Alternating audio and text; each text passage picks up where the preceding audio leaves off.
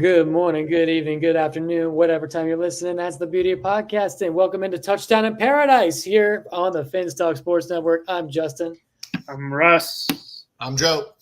And Sabbatical Pete is not here today. But guys, I'm watching the document right now that we use for our rundown, and Pete is actually in there right now. So my question is, if he's got the time to do this, why is he not here? My only guess is that he got beat by the girl he's dating, and he has a black eye. Yeah, I don't know. You can't explain Pete. Couldn't explain him for 5 years. Can't explain him now. Well, we'll let Pete get to that. It's good to see everybody. I am back in the Sunshine State for the week. I'm back in my college town of Orlando, Florida, home of the victorious UCF Knights from this past week, and I'm feeling fired up from that. Russ, it feels weird being on the East Coast, man. It's 9:34 over here right now. Yeah. How you liking the heat? It's beautiful. I'm not gonna lie. Here at night, the humidity is actually kind of nice. It's starting. It's mid-September, so it's slowly starting to, Florida cool down, not be so hot. But you're on the East Coast. I'm on the West Coast of Florida, so it's a little. Not even. I'm in Central Florida, bro. You're closer to the eastern side of the state than I am. I'm on the full West Coast. I'm in the Gulf of Mexico. And we're going to jump right into the news here. Horns on top, baby. Hook 'em. Texas takes over the number one spot in the AP poll for the first time since 2008. Arch Manning is expected to start now versus Louisiana Monroe after Quinn Ewers pulled his oblique, considered week to week. But when Arch got in there, he put on a show. He threw for 223 yards, 4 touchdowns, and he ran for a 67-yard score. This is a Manning we're talking about, guys. A Manning ran for a 67-yard touchdown. Now we see, I guess he gets it from his mom, is it? Archie? His uncle. His grandfather? Yeah. his freaking grandfather? Not his 2 uncles, that's for sure. Not that running speed. No, his dad was a receiver, a very good receiver, who unfortunately had to retire early. He has the speed. But come on, we all saw that highlights. None of us obviously saw Archie Manning play, but the guy could run. We also saw he has some swagger to him. You see how he celebrated that touchdown? Oh, he's just counting down the days till he starts. I think this will be a very good opportunity for him to really see what he's made of. But I honestly, I think the overrated hype is already out of the window. He's a lot better athlete than probably a lot of people gave him credit for. And that's the thing. The recruit rankings can always be deceiving. It's very political. If you come out of IMG Academy, what are the likelihood chances that you're going to be ranked a 5-star? Probably a lot higher than some other schools. Does that truly mean that you're a 5-star talent? Because when you get to college, it's not about what you were coming in. It's what you are once you get there, the work you put in and become huge. Remember, Russell Westbrook was a 0-star recruit. If we're speaking of Justin Jefferson, Arch Manning, he was a 5-star recruit, but he did go to a tier 3 school in Louisiana. So it wasn't like he was playing top of the line. So he was dominating on lower level competition, private school kids in Louisiana. So he was a 5-star. Yeah, now maybe if he plays a couple, we see it. But he was a 5-star on name, number 1 prospect or number 2 quarterback prospect in his class after Nico on name alone. That Manning name goes a long way. So it's not like, maybe now we'll see it, but it wasn't like he was playing top of the line competition week in and week out. And that's also fair. So guys, how do you feel like this is going to affect Texas going forward if Quinn Ewers has to miss significant time? Honestly, for me, I don't think Quinn Ewers is out for very long. I know the injury is, it's not as severe as what we thought. When he went down and they said, core, stomach, I thought he broke a couple ribs and that could be an issue, but that it's an oblique strain. I'm saying he's probably back next week. They're playing, I think, was it Louisiana Monroe, one of the Louisiana Louisiana teams. So it's like This is more a great kind of test to see what Arch Manning does, and really just to make sure Ewers is healthy. Because I think if this is a bigger game, Ewers is probably going to play. He'll probably be 75%, but he would play. But I think since this is kind of a nobody, a no game, you put the young kid in, see what your future looks like, and go from there. And like I said, that future looks pretty bright, just in the little snippets that we saw of him. So Texas is looking like the real deal. Russ, any comment on this before we move on? Oh yeah, I mean I agree with Joe. I mean it's definitely nice to you kind of throw Arch into a couple easier wins playing UTSA, obviously having to come into the relief, and then playing Louisiana Monroe. I could even see you were sitting out that Mississippi State game. Mississippi State not looking as good as they are in the past. Maybe sitting that out, if Arch, is looking good, maybe throw him in, give Ewers that extra week. Obviously, I think for sure he's not missing that Oklahoma game, not missing the Red River rivalry.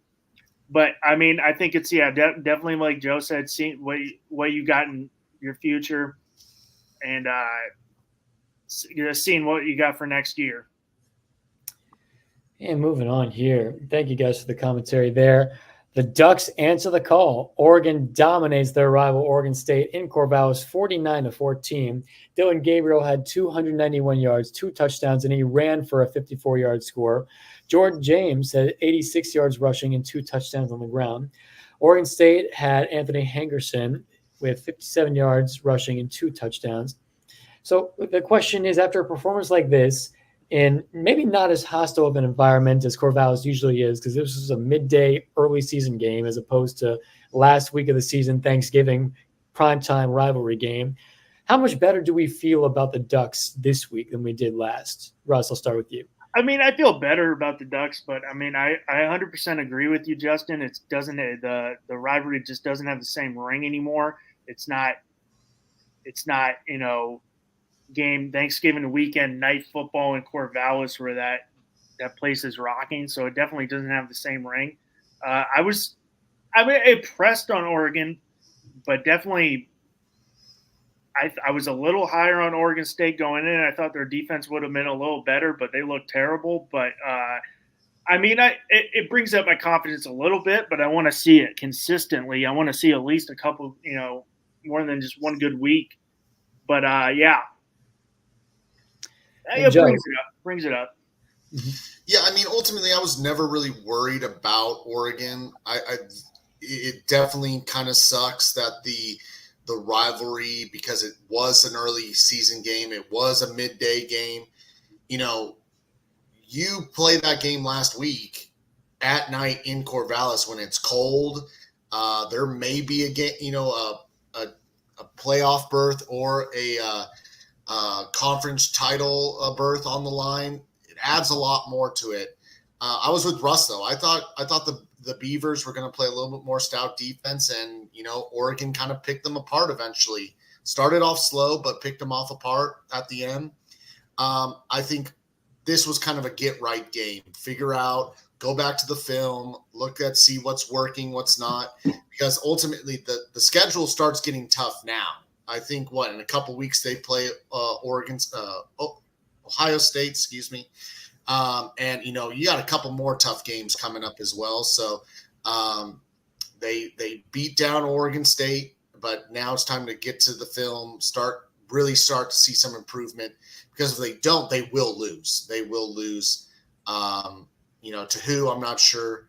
Obviously everyone's circling that Ohio State game, but they could lose to some other teams. I mean, the Big Ten is pretty deep this year, as well as they have to play like an SC as well. So, you never know. And you can't overlook some of the lower tier Big Ten teams, because they will come ready to play. I mean, I'm sorry to jump in here. I'm with you too on that. Just Big Ten's deeper. It's a different type of football they play in the Big Ten. They play hard-nosed defense, where is Oregon going to be able to win those grind-out games? Because, Big Ten's usually the defense is stout, will they be able to win those 25-21 games where the defense is going to have to step up big? This isn't the Pac-12. And I think the other good point that you just made, Russ, is that, it is tough-nosed football. It's physical. How well does some of that Oregon's team keep up injury-wise? I know they're fairly deep, but if you lose a couple guys on either side of the ball, who's there? You may have a true freshman 5-star, but that's tough to throw in a freshman in at the shoe, come October, or you're playing SC somewhere, or even if it's November and you're playing Minnesota, like, you're gonna have to be physical, you're gonna have to stay healthy. And that's really what I think is going to be Oregon's potentially kryptonite, is can they stay healthy being through this gauntlet of the Big Ten now? Yeah, just to update everybody on the schedule, we have a bye week coming for the Ducks, and then next week after that is going to be Oregon at UCLA at the Rose Bowl in our home city. Then Michigan State comes to town the week after that. And then the big, big game, Ohio State at Oregon on October 12th. By the way, if you have a wedding on October 12th, don't go or have your phone ready during the reception, because you're not going to want to miss arguably the greatest slate of football of our lifetimes, possibly. You don't go. You make your wedding on a Friday. That's what my brother did. My brother's wedding, he specifically surrounded it around college football and said, we're doing this on Friday. Granted, it's cheaper to do it on the weekday too, but he was definitely not missing a college football Saturday for that. So one correction on my part, and then we can move on. They play, as you said, Justin, UCLA. They don't play SC this year, but they also have to go to Ann Arbor November 2nd. So, I mean, again, even if they get past Ohio State, they have to go to Ann Arbor first week of November. Like, there's still not only that, a potential trap game. I know Notre Dame just had a huge showing against Purdue, but they've got to go to West Lafayette, Indiana, and any game in the Big Ten could be a trap game. We saw what Purdue did to Ohio State out of nowhere a couple of years ago. And they have to go to Camp Randall. I know they just got killed, but that's still going to be Oregon may not be Alabama. That's going to be Wisconsin in the middle of November. That's a different animal. Right. Oh, yeah. November 16th at Wisconsin. I mean, they may be better than Alabama. They may not be, but that is still a tough environment to play in. And from a guy who went to college in that territory, North Dakota, but still very similar. November could be 65. November could be 14. And precipitation, meaning snow. Yep. Yeah. Right. And Oregon closes out the year with back-to-back UW teams, being Wisconsin, and then a couple weeks go by, and the big one with Washington, their new Thanksgiving rivalry game, which has been a long-time rivalry game, but now that it's prime time, this is the Big Ten matchup everybody wants to see. Okay, moving along here. Very good commentary. I'd love to know from you guys first, before I read off my list, who was your most impressive team this week, Joe? Oh, there's a lot. And it's funny because I was looking at that and I was honestly trying to decide which one it was. Because, I mean, again, I think LSU barely squeaking by. I don't know if that says more about how decent South Carolina is or just how bad LSU's defense is.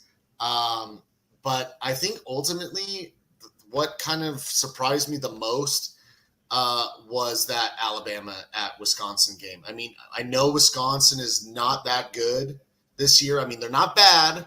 They play stout defense and their offense is pretty mid-tier. But at home, they always seem to have another element, another gear. And Alabama just kind of walked in there like a normal, I'm gonna say it, Pete's favorite coach, Nick Saban team, and kind of just went about their business. Milroe, I'm still not really sold on him, but again, he seems to be a little more sharper this year, puts up 4 TDs. they look good. You cannot overlook Alabama, even without Nick Saban. The talent that he brought in there, that now Kalen DeBoer is, kind of building up. They're a team to watch out for. Oh, that's a great pick there. Russ, what would you say?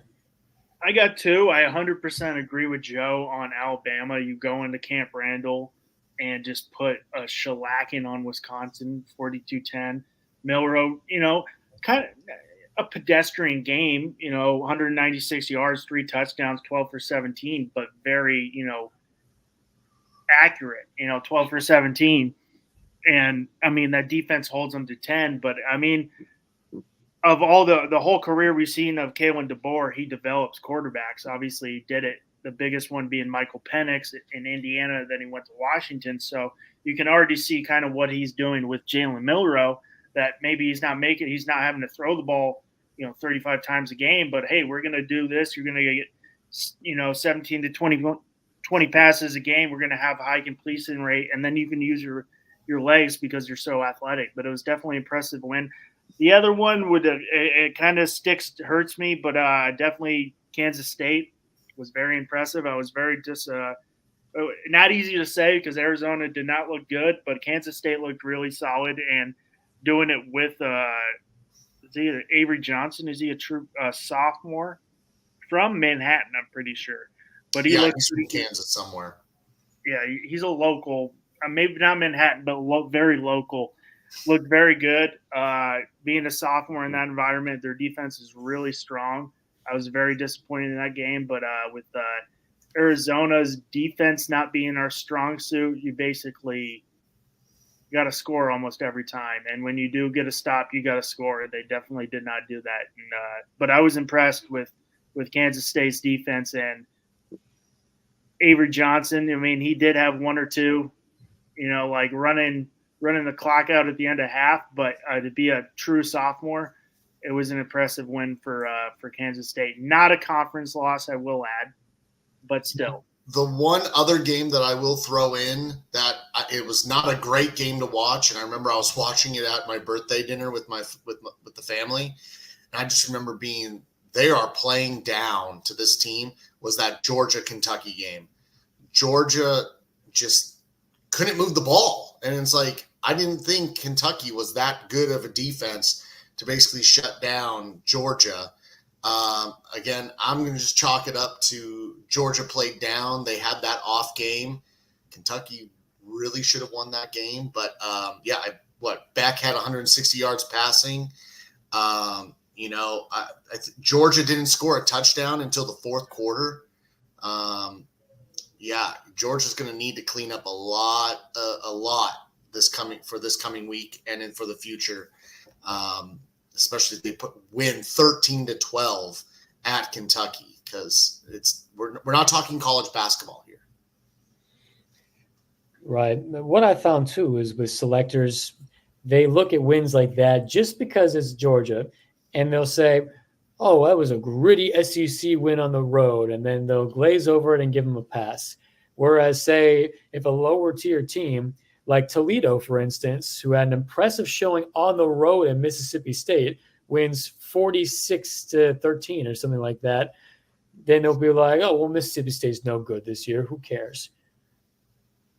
Oh no, it's always SEC focused. I mean, it's ESPN for you. I mean, SEC owns ESPN, so every kind of push is going to be trying to spin it in favor of the SEC. They're not going to give Toledo their props for just going into Starkville and curb stomping an SEC team. Like, it's just the bias of the SEC commentators.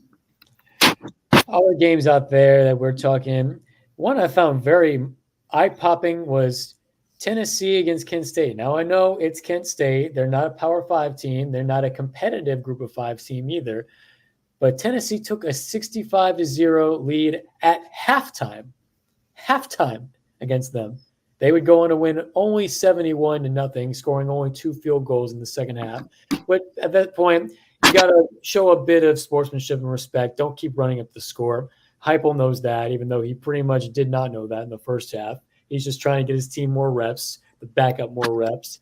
So that way everybody's on the same page that year. So there's that.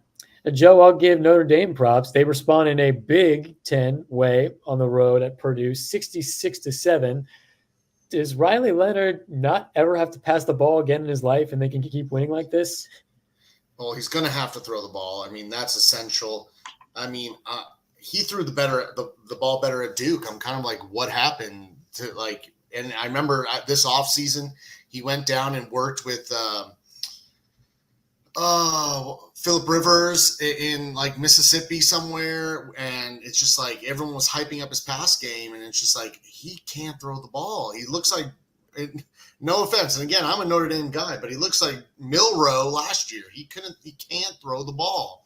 But to answer your question, yeah, I mean, until we have to throw the ball, we're going to keep running it. I think, what was it, Woody Hayes that said we're just going to run the ball down their throat until they force us to pass?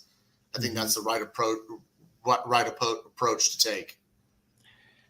And not to mention, Russ, quick funny question here. Who's a more accurate passer, Riley Leonard or DJ Uiagalelei? Is that? I want an unbiased perspective here. Are we talking DJ with the yips or DJ as a freshman at Clemson? The current DJ versus the current Riley Leonard. Dude, that's like a crapshoot. What are you giving me? I guess Riley Leonard. Justin, I don't want to answer that. I feel horrendously bad for DJ. It's just, I mean, and I know this guy's ever since he lost to what's his name? Cade at Clemson. Cade Klubnik, yeah. I mean, his confidence has just been shot. But I'm surprised though, because like he wasn't this bad last year at Oregon State. Is it they're trying to elevate the offense too much? Maybe they got to dumb it down. But I mean, I guess Leonard, to answer your question, because it's not looking good for DJ. I mean, I think it's strictly confidence at this point. I mean, he didn't look bad against Georgia Tech. I mean, he had a couple bad throws, but nothing that should have lost them the game.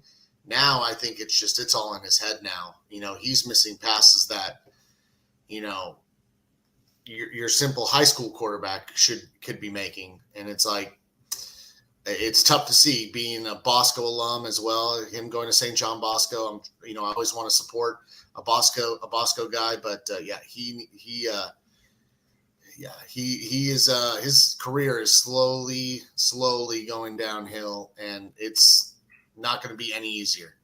Maybe you should try back baseball again. Not a bad idea. No. Dude, he was throwing 92 off the mound as a junior in high school. I'm sure maybe he's got to go in there again. So, like, he was a hell of a baseball player at St. John Bosco too. But I mean, 5-star coming out of high school, you go play football. But and one last shout out on our most impressive teams of the week. I'm going to be a little homer here and say my UCF Knights were down 28-7 on the road at TCU. And I was about to flip a table. I was so frustrated with just watching TCU convert third down after third down after third down in the first half, to the point where I walked away from the TV. I needed to get some fresh air. I went to support my boy Zeal at my buddy Drew's place, Durham. They were playing some music over there, loved it. And I just had some sort of faith in the back of my mind. If I don't watch, maybe they'll come back. And I get back, and we pull within a touchdown. And then I turn it on. We score another touchdown. And then I'm watching as I'm putting my laundry away, and KJ Jefferson throws one to Kobe Hudson, and it's a tie game all of a sudden. And then after that, it's taking the lead by 1 point. It came down to a missed field goal by TCU, and we escaped Fort Worth with a win. I could not believe my eyes. It was like the Louisville game in 2013 all over again with Blake Bortles. It was one of the more impressive wins of my time being a UCA fan, I thought. Congrats, KJ Jefferson and RJ Harvey, dark horse for the Heisman in my eyes. 209 total yards and 3 touchdowns. Kobe Hudson, 6 catches, 145 yards and 2 touchdowns.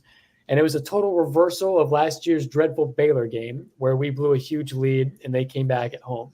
So maybe this could be a program-defining win to carry us the rest of this year, like Gus was saying. But I thought, I was just so happy, so jacked up, and I was ready to go clubbing after that. So I did. Where'd you go? Oh, I went to Nobu first for some light snacking, and then I went to some Scream, like Halloween-themed club in like Miracle Mile area, West Hollywood. Yeah, it was kind of cool. Hey, Halloween is starting earlier and earlier every year. I like it. That's right. Okay, and now for our last segment here, before we move into the parlay, is a cause for concern. Now, we mentioned the Georgia Bulldogs struggling in Kentucky, but we also have to talk about Oklahoma. Last week, we saw them struggle against Houston, 16-12. They escaped at home. Then this past week, we saw them against Tulane. They had to pull away late, and they ended up winning 31-19. But this game was a lot closer than the score indicated. Russ, if you were to take a look at both these teams' blind resume right now, who is someone you're more concerned about, Georgia or Oklahoma? I would say Oklahoma. I mean, you're playing Tulane, obviously a lower level, mid-major. You probably should blow them out. Definitely what Oklahoma had that lead early. I wasn't following that Oklahoma game very closely, but they had it early. And they were up 14 there, I think, for a while. So, that's cause for concern. On the Georgia front, I'm not too worried about Georgia.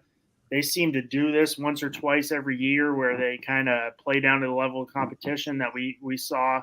What was it, the year they won the national title? They barely squeaked out a win against Mizzou.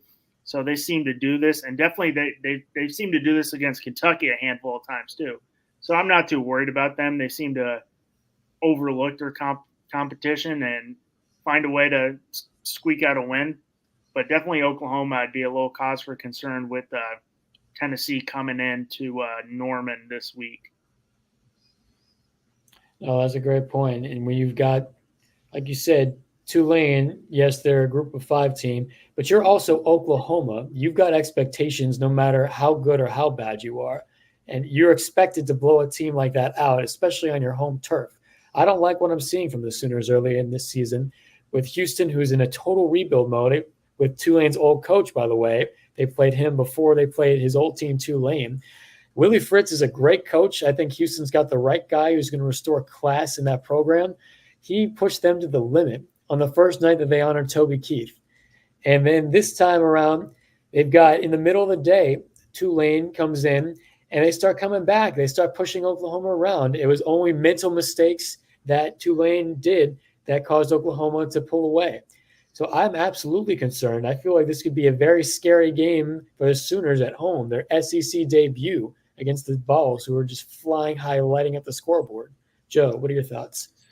Yeah, I kind of agree with what everyone's saying. I mean, I think Georgia always seems to have a couple games every year where they play down to their competition. I know they did it to UK a couple times. Mizzou was one. I think last year or 2 years ago, they also did it to South Carolina.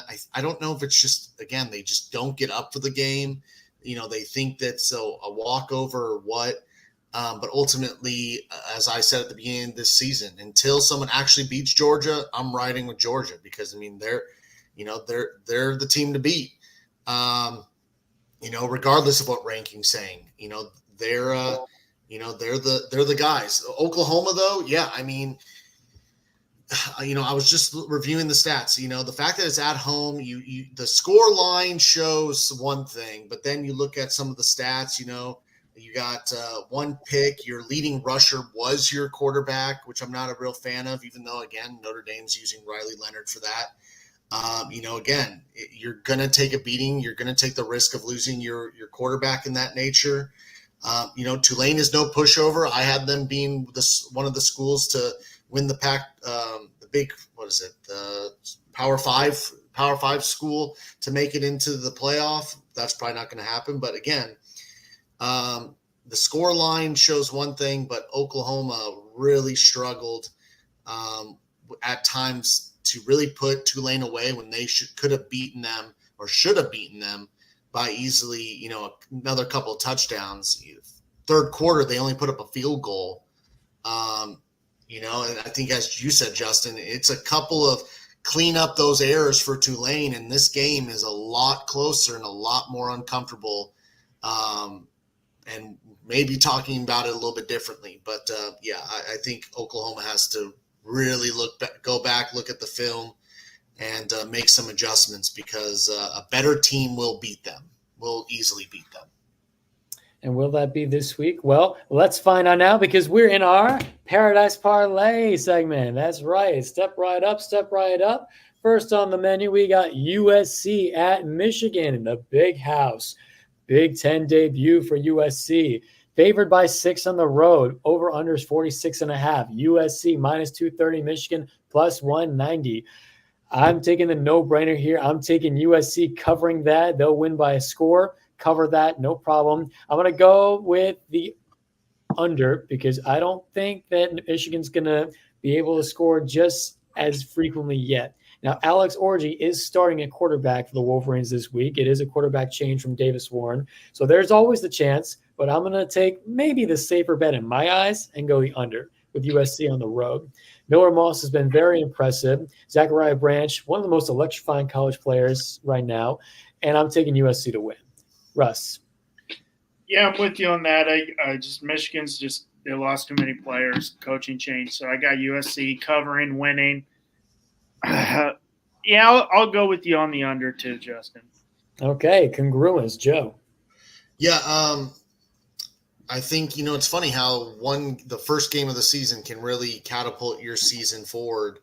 I think if SC would have lost to LSU, I probably would have been, talking about SC a little bit differently. This game would have been a little bit more difficult to pick. But, I think I agree with everyone. What both of you are saying. I think SC is just a better team offensively, defensively. I think they still have some asterisks. Michigan, I think they lost too much. You lose a quarterback, you lose multiple receivers, lose your running back, lose your head coach, lose several assistant coaches. It's hard to recover in one season. So I have USC. I have, with the points, USC money line, but I'm taking the over. I think ultimately both teams will put up points. And I think the spread is 46, 43, 46.5. I think ultimately, if anything, SC will put up easily 28 points, and it's up to Michigan to kind of go there as well. So USC over SC. Georgia Tech visits the Ville. The Cardinals of Louisville are favored by minus 10 at home, 57.5 over under. Louisville's a money line favorite at home too of minus 380. Georgia Tech plus 300. Russ, what are you feeling in this matchup? I'm still deciding here, boys. I've got something. I don't know if I'm going to go with it or not, but I'm still deciding. So, Joe, if you want to start, Yeah, honestly, this one was kind of just go with the gut and see what happens. So, I'm going Georgia Tech with plus 10. I'm going with Georgia Tech with the upset as well, but I'm taking the under. I think it's going to be a close game. Russ, did I read your mind? There you go. I think just, I haven't watched a lot of Georgia Tech except for the, week 0 game against Florida State. They played gritty football, and I like that. I don't know a whole lot about Louisville.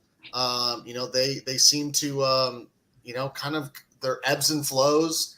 So I'm taking Georgia Tech, and with the points to win outright, and I'm taking the under. Russ, you still thinking, or you want me to go? Well, I was thinking, and I'm gonna say some language right now, and I apologize to all those listeners. I was just gonna go with the cover, but Mama didn't raise no bitch, so I'm going with Joe. I'm going with the Georgia Tech upset. I just like what I saw from Georgia Tech in Ireland. Even though Florida State is down, you travel cross country to play Florida State in Ireland. That's a tough win. So I'm going to go with Georgia Tech with the upset, and I'm going to go the under. And not so fast, my friends. Louisville is at home. They're the only other team in the ACC that deserves to be ranked besides Miami. No other team has really proven it. Maybe Pitt. We'll see if they win this week. They should be ranked. But I'm taking the Cardinals at home. Georgia Tech's going to cover. It's not going to be 10.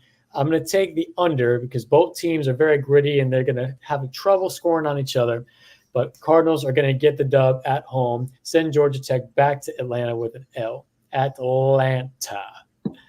Utah at Oklahoma State over here.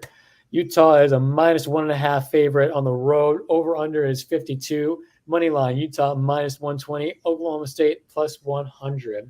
This is a matchup of the oldest quarterbacks in college football, by the way. Cam Rising and Alan Bowman. So who wants to go first? I'll jump in.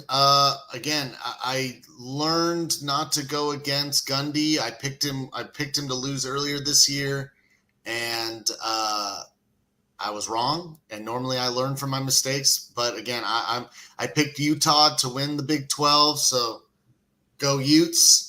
I'm taking them to win, and then I'm putting the over because I think both teams will put up points. But is Cam Rising playing? Is that official? Yeah, because it was actually the quarterback last week was not Cam Rising. It was Isaac Wilson, Zach Wilson's younger brother. You notice how much he looks like Zach Wilson too? Yeah. You saw a picture of him? They're actually Zach Wilson wanted to go to Utah, and Utah didn't recruit him, so that's why he went to BYU. Mm-hmm. Right. Yeah, I think Cam Rising is healthy enough to be back this week. I mean, how many times have we heard that? That was all the tail end of last season. It was, he should be good week 6. And he never played last season. So he was able to come back for, a 7th year of college football? Yep. He is expected to play. Now, I feel like we hear that all the time. But according to other media, he is expected to play. Mm-hmm. I mean, I'll jump in here then. I'm going to go Utah with the win and the cover, but I'm going the under because Cam Rising, when's the last time we saw him play football? And definitely I watched a little of the game last week. Utah definitely kept Utah State was around for a while. It took them all the way to the 4th to kind of push them out. So it's definitely going to be closer, a very close game, but 1.5 is basically a push them. So I'm going Utah with everything. And did I say the under? Yeah, the under. Oh, good picks. Now, I would go with Utah, but something's just telling me I need to shake things up on this podcast a bit and go with the Cowboys. It is very much a push, like you said, Russ. So I don't think there's any shame in any of us being wrong here either way. So I'll go with the home team here, Oklahoma State. I don't believe in Alan Bowman. I don't think he's that great. He's good. He's not great. He can win you some games, but other games he's not going to show up very well. This one I could see very much as one of those that he's not going to show up great because Utah's got a very good defense. They are on the road, remember, and they have let teams back in. So Utah hasn't been the total dominating force that I expected them to be, like they were showing against non-competition earlier this year. It just feels like it could be a shootout, but it could also be a bunch of prone mistakes here. Ultimately, my pick is I'll take Oklahoma State with the cover here at +1.5. And it is the Big 12. I'll still go. The over's just going to hit and give me Oklahoma State +100 on the money line. Now over here, finally, our game of the week, staying in the same state of Oklahoma, Tennessee at the Sooners this week. The Volunteers are a -7 favorite on the road in Norman at Memorial Stadium. Over-under is 57.5. UT is -287. That's right. I said UT referring to Tennessee, not Texas, because that's the way it is in the SEC. And OU +225 at home. So this all seems legit to me. In fact, I would take Tennessee maybe to double that and go -14. But that's just me. I don't believe in this Oklahoma team whatsoever, especially against this Tennessee team that can light up the scoreboard just like that. So give me Tennessee to easily cover that. Taking the over, Tennessee money line. Yeah, I'm gonna jump in here. I'm with you there. This is this Josh Heupel team could definitely almost score almost all the over under themselves. So let's get real. They could probably put up a 50 spot, and Oklahoma puts up 14. So that's an easy pick there. Tennessee's riding high, looking good. Nico. Does anybody want to attempt the last name? No, dude. I did that on my other. I'm not going to try on this one. But he's looking solid, looking like the number one quarterback coming out of his class like he is. So he's looking solid. So I definitely got Tennessee covering. I got Tennessee winning, Tennessee all around in the over. This isn't Barry Switzer's Oklahoma right now. Brett Venerable had a little more high hopes for him when they hired him, but it's definitely kind of going downhill. But yeah, Tennessee's just I think they'll be in what I'm seeing in Tennessee. They might be a force in the SEC this year. That offense is dynamic. I agree. Yeah, Joe. Yeah, I'm on the same train. I think Tennessee is a much better team than Oklahoma. Tennessee all the way. I'm taking the over, as Russ said. They could put up, points for two teams. Honestly, my only thing is just when they run into a Georgia or an Alabama, the game I want to see, and they probably don't play each other, but I want to see Ole Miss Tennessee because there'll be no defense, and the over will probably be over 80 points. Like, just because those two offenses are electric. They do not play each other. You're correct. That's a missed opportunity because both of those teams would be electric. But ultimately, Tennessee is legit. I want to see them play. I just want to see them play some little better competition, see if that offense is the real deal. But if you're putting up 66.5, you're not terrible. Agreed. And that's our parlay. We've shortened it this week. Now, coming up here, we have our predictions, upset cover, other games we're watching. And I'm going to start with Pete's pick here. Well, by the way, Pete did put his picks in for his parlay, and here's what he said. USC at Michigan. He said USC money line, USC cover, and he's taking the over. Georgia Tech at Louisville. He's going to take Georgia Tech to cover. He's going to go the under, and Louisville to win on the money line. Utah at Oklahoma State. He has Utah covering, Utah money line, and the over. And our game of the week, he had Tennessee to cover, the over, and Tennessee money line. Nothing too off-brand for Pete, I would say. But, hey, Justin, I will say the best parlay pick we have this week is over under 5 for sabbatical Pete missing shows. What are we going with? Let's go with. I'm going to kick it off. I'm going 5, so I'm going with the push. And I'll take the under just because I feel like it's going to be 4. I'm taking the over. He's already missed 2 weeks. That's only means he needs to miss 4 more. Very possible. All right. Now that concludes that. Now we're going to go back to our upset cover and other games we're watching of the week. So for me, I'm going to start us off here. It pains me to say this because USF does look like a somewhat of a respectable program now with Alex Golish at the helm. He used to be on our coaching staff. Then he went to Tennessee with Josh Heupel. Then USF hired him back. So looking at this, they are on the road at Miami. Well, sorry, they're actually at home at Miami, but they play at the Tampa Bay Buccaneers Stadium. So do they really have a home? That's the question. I'm pretty sure they're building this on-campus stadium that's like 28 or 29. Yes, but does it exist? No, so they don't have a home. Thank you. No, but they're working on it.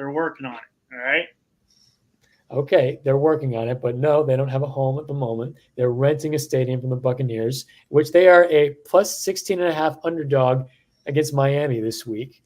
I think that there's a good chance they might cover it. Miami, we're seeing what Florida is. They are horrible. At home, they've been smoked twice at the Swamp already. And you see that happen again. You think, has Miami been tested yet? This could be Miami's biggest test yet, going to this USF team who took Bama to the wire. And we saw how good Bama was on the road this past week. So that's one I hate to call the cover here, but I just feel like Miami is going to get tested. If Cam Ward and the crew really are the real deal, they'll easily cover that. But USF is no pushover anymore. And another game that I'm going to be watching is Kansas State at BYU. We all know that Lavelle Edwards Stadium is a tough place to play. It is the largest current stadium in the Big 12. I believe it holds over 100K people in there, and it's got one of the prettiest backdrops, by the way, of any stadium in the country. So Kansas State is the favorite in there going into the Edwards and BYU, -7. So that's just something I'm going to keep an eye on. If Kansas State really is the real deal, we saw them beat up in Arizona last week on their home turf. They're going to have to go to a really hostile environment and prove it again as the favorite. And let's go with Russ. I had to look, and I was like, I don't think the word pretty in for a second, I thought the game was in Manhattan. I didn't know the word pretty and Kansas went together, and then I looked and like, oh, it's in BYU. It's at BYU, so I was laughing a little bit there. Russ, what's your pick here? With my games to watch, I'm excited for that Illinois-Nebraska game on Friday. I think that's the one I'm looking forward to the most. Obviously, SC game. That was a solid pick. BYU, that's Kansas State. That Illinois-Nebraska game, two ranked opponents. I think Nebraska is the real deal this year. Matt Rule, as you know, obviously what he did at Temple, what he did at Baylor. This guy just finds a way to get the best out of his players. So I think Nebraska is the real deal. And Illinois, number 24 this year, so that should be a solid game kicking off on Friday at 8 p.m. Eastern. And any game in the Big House is always a game you got to watch, and especially if you definitely want to see, maybe LSU is not as good as expected. So I think if SC can pull that one out, even though Michigan's not as good as they were last year, it's still a game in the Big House. That's a tough place to win. And you did call the upset of Georgia Tech over Louisville, which is +10. Yeah, so Georgia Tech is your upset of the week. I got that out of the way. All right, Joe. I'll start with my upset. I know I picked Georgia Tech to upset, but that's not my upset of the week. I'm going Mississippi State over Florida, two supposedly terrible SEC teams. It's at Starkville, so it'll be interesting to see how Mississippi State bounces back and just see, can Billy Napier get a win? We've been talking for the past couple of weeks when he's going to get the boot. Could it be this week? Who knows? A couple other games. Yeah, Russ, I'm with you. Nebraska, Illinois. I think Nebraska is, I don't want to say back, but, they're better than what they were the past couple of years. SC Michigan is always a good one. For me, basically being the homer, I'm interested to see how that Notre Dame Miami of Ohio game looks. Can Notre Dame keep the gas pedal, or do they go back looking like the team they did against Northern Illinois? But another interesting game that I'm curious about, and I want to see what channel it's on because hopefully I have it. The UCLA LSU game at LSU. LSU is going to probably blow them out. It'll just be interesting to see, one, how bad does UCLA look, as well as, LSU squeaked it out against South Carolina. Do they look just as bad, or was that essentially, just a bad game against South Carolina and they blow out UCLA? So just an interesting one to throw out, 12:30. I'm trying to see again what channel it's on. It's on ABC, so it's ABC 12:30 game. So it'll be on TV. That'll be an interesting one because if I'm a betting man, I'm betting on LSU. But you never know. It's a Brian Kelly team. And Pete here has his upset of the week being Stanford over Syracuse. Interesting choice, Pete. The cover here is going to be Illinois covering the 7.5 against Nebraska. He's really watching Auburn against Arkansas. Yes, Arkansas might be in some trouble with their coach. We'll see. Because coming up here, we got the temperature check. But not Pete, before. Stanford's playing Syracuse not in chess. It's in football. Or, Don't you guys remember when even just 5 years ago it seemed that Stanford was a respectable competitive football program? What happened? Yeah, that's when David Shaw was there. He's not there anymore. Or Harbaugh. Oh, even while he was there, they stopped caring toward the end. I mean, who knows what happened to Stanford? Some of those guys that they had on that team are still in the pros and are Zach Ertz. Yeah. Zach Ertz, McCafferty. I mean, some of their own linemen are probably all over the place, but yeah, they lost their identity, I think. I mean, they played hard-nosed, tough football, and now they're spreading the ball out, and it's like, I don't see how that works. Davis Mills, and just Pete. That's right. So now we're going to check in on the Heisman race. Now, instead of me just reading this off, I'd like Joe. Could you read off what I have written here? You got it. Ewers goes down, still betting favorite? Is he still the betting favorite, guys? What would you say? I'm going to say yes, he still is. Arch Manning did come in, but Quinn Ewers put on a display against Michigan, and he may only miss this week, but if he goes and runs through the rest of the schedule in the SEC healthy, then he's the guy. Russ? Yeah, I mean, betting favorite. I think it's a little closer after he's going to be out 1 week. What Jalen Milroe's doing, I think he's kind of made it a little closer. And definitely what Carson Beck's lack of offensive game. It's more a closer race now.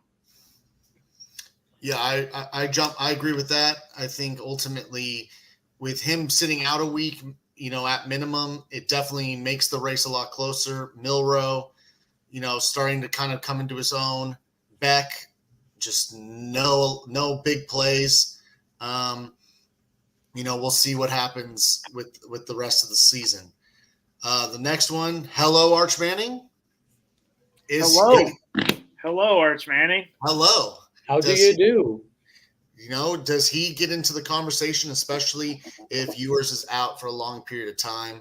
My big thing is now he's playing. Are we going to see Arch Manning on the Manning cast on Monday Night Football? Are they going to bring him on? He can get paid. Use that NIL money, exactly. Yeah. Mm-hmm. The next one. Oh, go ahead, Justin. I'm sorry, I didn't even. No, I just said the family money too with the Manning cast. Exactly. I mean, just pay the man. The next one, Beck didn't help his cause. I mean, I think that one, we kind of talked about that one in length. No need to touch on that. We've already put him in his place. Exactly. Milroe shines. Does he take the top spot? Justin, what's your thoughts? Oh, man. Milroe, he's just been balling so far this year. Ever since the USF game toward the fourth quarter, he struggled the whole game, and then he ran up the score. Then he goes to Wisconsin, leaves no doubt. Now, Tyler Van Dyke did go down, the other quarterback, which gave Bama the leeway to just absolutely blow them out. But he did his job. He did what he needed to do. If they keep rolling through the SEC, they've got Georgia coming up in a couple of weeks. That's going to be his statement game. Can he get it done?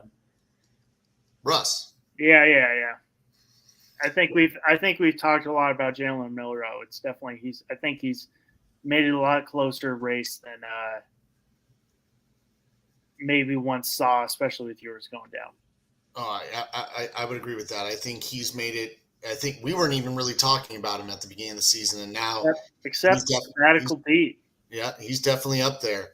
Good job, Sabbatical Pete. Thank you. High five. You don't show up, but you made one good call. Yeah. And then RJ Harvey runs all over TCU. Is it enough to make an impact in the race? I'm going to go no. Well, look, it's not really a running back award this year. It's going to be a quarterback award. RJ is an impressive back. He might be the second best running back in the country behind Ashton Jeanty at Boise State. Those two could be neck and neck all year. But if he continues at this pace, he'll definitely get an invite to New York, and I'm confident with that. Russ. Yeah, maybe an invite. Definitely, I agree with you. It's not a quarterback award.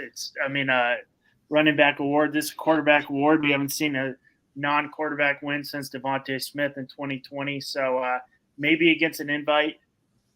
Maybe when it was, they used to invite 7 people. They don't really do that anymore. You'd get an invite, but yeah, I don't know if that's happening just because it's a quarterback award. It's not but that's what we see. Quarterbacks, they bring people to the stands. That's right. Thank you, Joe, for hosting this segment. Russ, I'd love to call on you if you can see the document for the next segment. All right, so we're going to go with temperature checks. Who's on the hot seat? We got Marcus Freeman and James Franklin. We got him at low. So I'm going to kick it off with let's save that Notre Dame fan for last. Which one do you think's got a little warmer of a seat between Freeman and Franklin? Justin. I got to go Franklin. Freeman bounced back and won, yes, but Franklin, you win close against Bowling Green last week, and you've got Big Ten teams coming in your house all year. Look, you've already played the same song out for almost 10 years now. When are you going to take the next step? They've expanded the playoff for teams like you to make an impact. When is that going to happen, James Franklin? When is it? The fans up there, they're already tired of it. You better do something. And we'll kick it to you, Joe. Yeah, I mean, I never really thought Marcus Freeman was on the hot seat. I mean, I knew he was going to get a shellacking from the media and everyone for that loss. He's got to be better, simply put. But truly, James Franklin, I think, is his temperature is definitely heating up a bit. Again, he's been there for I don't even know how long. It seems like ages. And again, as you said, Justin, they expanded the playoff for teams like him. And he still struggles. I mean, I called West Virginia to beat them. Didn't happen. But then, they struggle against Bowling Green at Happy Valley. Like, that should never happen, especially if you're competing to be in the playoff. They have Kent State on the this weekend. So that's a walk. That should be a walkover. But then you got Illinois. They have to go to SC. Then they play Ohio State on November 2nd. They have some games coming up that if they're not sharp, if they're not locked in 100%, they're losing, and they ain't going to make that. They ain't going to make the playoff. So he needs to definitely sharpen it up. Yeah, I agree. It's both solid statements on your part, boys, fellas. I agree with you. I said it last week. I really didn't think Marcus Freeman was on. Maybe lukewarm. He's a player's coach. The players love him. I think he's got a little leeway. I think James Franklin has had a very long leash, and it might be time for him for Penn State to make a change because he's definitely not lived up to hype. So next we're going with the seats getting a little warmer. So we got Dabo Swinney and Mike Norvell. I'm going to kick it off with you, Joe. Whose seat's a little more warmer, Swinney or Norvell? This is a tough one because, I mean, if you're looking at just this season, I'm saying Mike Norvell because you go from basically being 13-0 and then you can't win a game and you look bad doing it. But I think ultimately when you refer to a heat, how hot's your seat, it's over extended period of time. And that's why I think Dabo, his seat's a little bit more on the hotter side, just because, again, since Trevor Lawrence walked, they haven't been the same team. They have glimpses, but they can never put it together. I mean, I know they beat down Appalachian State, but okay, you then before that got blown out by Clemson. I mean, by Georgia, sorry. Again, I think Dabo is kind of like in the James Franklin. Maybe it's just time for a change. And he's not embracing the NIL. He's not embracing the transfer window very, very much. I think it may just be time for Clemson to make a change. Justin, I'm going to go to you. Same question. No, I agree with Joe on a lot of points. When you don't embrace the change in college football, you're going to fall behind. And Clemson already has with not embracing the NIL. Dabo setting the culture straight at we don't do this. Well, guess what? You're also not winning anymore like you used to. Things have changed. Dabo refuses to adapt. But if we're talking about a specific season right now without any contractual obligations in this very moment, they did just pay Mike Norvell, but you just lost not just to Georgia Tech in a neutral site overseas. You didn't just lose to Boston College finally after flirting with losses the last couple of years. You just lost to your old team, a group of 5 school at your house, Memphis, a team that, yes, is very good, albeit, but you're Florida State. There's expectations no matter what. And you haven't done anything about the quarterback situation. You've left DJ in there. He's struggled, but he hasn't had any help either. The receivers are dropping passes. The O-line can't block anything. The defense is suspect all over the field. This team is broken. Georgia broke this team's soul into pieces. Now, the playoff committee did do the start of that with not letting them in the playoff because of Jordan Travis's injury. But still, if you want to show that you're a program and not just like we're quitting, we're done with this because we didn't get in, this is your time to show that you're a real program and real coach, that this is not okay. This is an 0-3 team, and I'm not sure they're going to win another game until Cupcake Week before the UF game, and that game's a total toss-up of who's going to win that. So long-term, yes, I agree with Joe Dabo. Short-term, Mike Norvell, get ready to learn Chinese, buddy. Yeah, I mean, I agree with you both. I think the Dabo definitely seats getting warmer with the original NIL in Clemson. It's just he hasn't embraced the new version of college football, and I think it's getting warmer. And definitely, like Joe said, since Trevor Lawrence left, it has not been the same. And as Justin said, they did just pay Mike Norvell in January, so he does have 10 years remaining on his contract. So you're going to tell me you're going to pay this guy to leave when you're also trying to fight to get out of the ACC, and you're going to have to pay $150 million just to get out. So I don't see him going anywhere anytime soon. So definitely Dabo's seat is warmer. Now we're going to scorching hot, obviously. I'm going to go to both you. Jump in. Who wants to go first? Who's going down? Who's going to get fired first? Billy Napier or Sam Pittman? Napier at Florida or Sam Pittman at Arkansas? The floor is yours. Joe, can we just agree that we know who we're going to pick here? Oh, yeah, absolutely. There's no question. So I'm going to go out on a limb and say you guys were going with Sam Pittman. Yeah, that's the one. Yeah, definitely. I think this solid segment. All great points on both your guys' parts. Napier, the guy could barely open a water bottle during a press interview. How can he win a football game?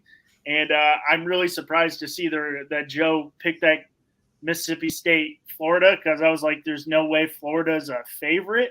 And then I look and I'm like, a 6-point favorite. Wow. That was kind of like when I picked Memphis over Florida State. I was surprised no one went with that. I'm like, this is like it's free money, low-hanging fruit. Yeah, look, free money. I'm like, I got 6.5. But I think I had great points on all your part. Very informative.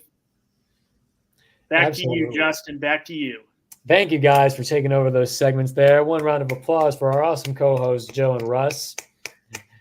And we're going to wrap it up here with our cheers of the week. Kicking off here with first place in the Big Ten, Indiana. That's right. Indiana currently at the top of the Big Ten standings. They kicked UCLA's ass this week at the Rose Bowl, 42-13. They're averaging 50 points a game so far this year. Granted, they haven't played the best competition, but you just went to the Rose Bowl and beat a Power 4 team. First team for the first true test doesn't come until Nebraska at home on October 19th. This could be a highly ranked matchup by then. Curt Cignetti, the guy who brought JMU to the glory that they did, is now the coach here. JMU is scoring out the wazoo, and as the effect goes, Indiana now scoring out the wazoo. I'll be very curious to see how he builds this program over the next couple of years. So cheers to Indiana and Curt Cignetti. Russ, go ahead. Yeah, Justin, I had a good one on Monday, and it must have fell out of my head when I was sleeping because I can't remember it anymore. So I'm just going to go cheers for college football. But, I'm getting older. Maybe I'm losing my memory. I don't know. Once I hit 33, I started losing my memory. But I had one on Monday, and I can't remember anymore. But college football. Love it. Joe. I don't know if you guys talked about it last week since I wasn't there, but cheers to the Pac-2 becoming the Pac-6. Oh yeah, yeah. Again, Yeah, we didn't even mention that today. I still want the Conference of Champions to come back to being the Pac-12. Imagine if some of those teams, Pac-8, baby, Pac-8. exactly. You know, let's bring it back. Exciting news that again, those two teams that no one wanted are still going and bringing in new schools to create the new Pac-12, And Bill, Pac-6. oh yeah, one cheers. Bill Walton is smiling in his grave, baby. The Pac, Exactly. Pac, whatever it is, coming back. Yep. Mm-hmm. Exactly. Rest in peace, Bill, the greatest Pac-12 player in a long time. Maybe the best Pac-12 commentator of all time. Are you going to be the best Pac-12 basketball player of all time? We're really getting down to it. I mean, yeah, that, but you could also think of Kareem.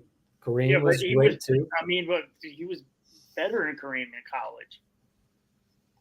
Deciding about college basketball, we can start one of those later. Yeah, that's for a little bit later. And Pete, cheers to Notre Dame for doing exactly what they needed to do last week. And your backup quarterback and our backup quarterback, great spacing there, who looks amazing and should be starting over Riley. What's the guy's name again? Steve Angeli? Steve Angeli, yep. I was surprised that I thought Pete would have gone. You know, I didn't know he was a Notre Dame fan. Man, guys, what a great episode here. Congratulations to all of our cheers. And cheers to all of you. We love you sticking around. Don't forget to like, share, subscribe. This is Touchdown in Paradise on the Finstock Sports Network. I'm Justin. I'm Russ. I'm Joe. And Sabbatical Pete will be back next week. Hopefully, we'll see you all next week. Have a good one.